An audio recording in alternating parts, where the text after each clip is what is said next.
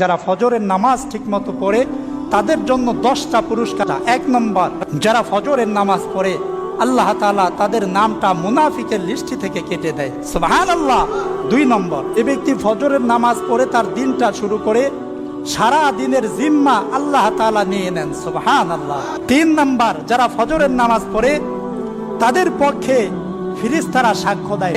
4 নম্বর, যে ব্যক্তি এশারের নামাজ পড়ে ঘুমায় আবার ফজরের নামাজ পড়ে, হাদিস শরীফের মধ্যে এসেছে আল্লাহর পয়গম্বর সাল্লাল্লাহু আলাইহি ওয়াসাল্লাম বলেন, যে ব্যক্তি এশারের নামাজ পড়ে ঘুমায় আবার উঠে ফজরের নামাজ পড়ে আল্লাহ তাআলা ওই ব্যক্তির আমলনামায় সারা রাত দাঁড়ায়া দাঁড়ায়া নফল নামাজ পড়ার সওয়াব দান করে দেন।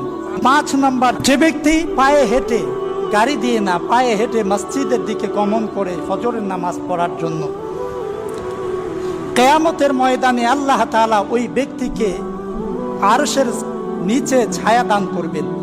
এমনকি ওই ব্যক্তিকে আল্লাহ তাআলা এমন এক জেতি দান করবেন, এমন এক পাওয়ার দান করবেন, যেই পাওয়ারের বদৌলতে ফুলসিরাতের সেই পুল সে মুহূর্তের মধ্যেই পার হয়ে জান্নাতের মধ্যে ঢুকে যাবে, সুবহানাল্লাহ। 6 নম্বর, যে ব্যক্তি ফজরের নামাজ পড়ে আল্লাহ তাআলা তাকে জান্নাতের সবচেয়ে বেশি নিয়ামত দান করবেন, সুবহানাল্লাহ। 7 নম্বর, যারা ফজরের নামাজ পড়ে কিয়ামতের সেই কঠিন ময়দানে আল্লাহ তাআলা নিজেই তাদের পক্ষে সাক্ষ্য দান করবেন।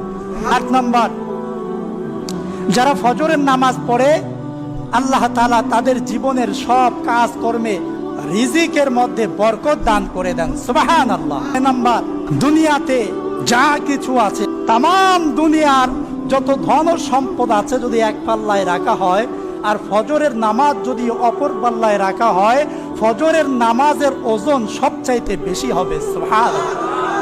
10 নম্বর, যারা ফজরের নামাজ পড়ে আল্লাহ তাআলা তাদের অন্তরে শান্তির বাতাস প্রবাহিত করে দেন।